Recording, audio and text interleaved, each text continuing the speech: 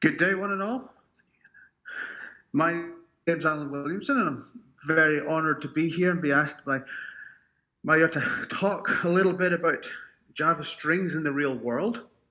Uh, as Maya went over there, strings are extremely common in any sort of language and any sort of code, particularly in Java.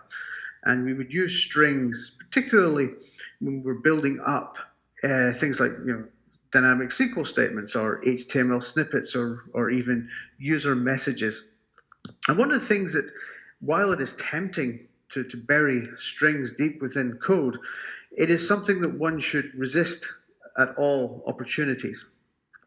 You should never find yourself having to create manual strings of literal text inside your code. That's generally bad behavior. What you'd want to be doing instead is externalizing those strings into external files and use the IO methods that Meyer went through there to pull those strings in as and when you need them. The main reason for that is readability. Inevitably, you'll want to change that text at some point, whether it's a spelling mistake or an updated error message, or you want to optimize that SQL statement, or you want to change that HTML snippet that you've got inside your code.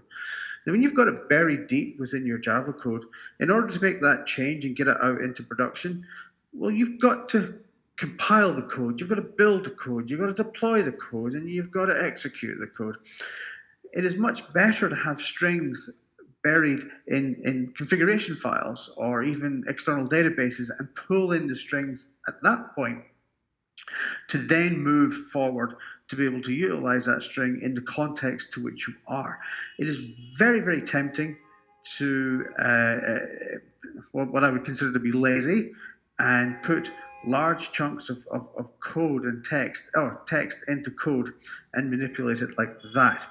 Particularly in our world, when we're sort of doing lots of due diligence on code, etc. It is one thing that we always find is large SQL statements that are built up dynamically inside Java code that is often very, very hard to pull apart and to diagnose, because you're now in a situation of where you've tightly coupled an external piece of string with your code, and now they're very dependent upon one another. And that makes it hard. Makes it hard to invite others in to help you. So if you've developed some SQL statement, and I keep going back to SQL because that is in many respects one of the most common use cases of where strings come into Java code. And inevitably, you'll write the SQL code to a certain standard, but at some point, somebody will come in that's maybe a little bit better, a little bit tighter than you are on SQL, and typically a DBA that will want to optimize that SQL statement.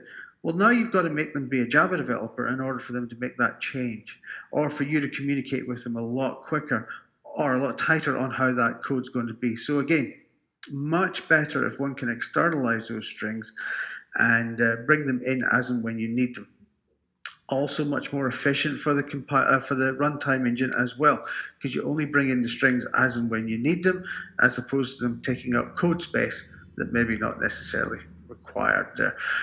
So thank you again for inviting me onto this webinar, and good luck with your Java exploration.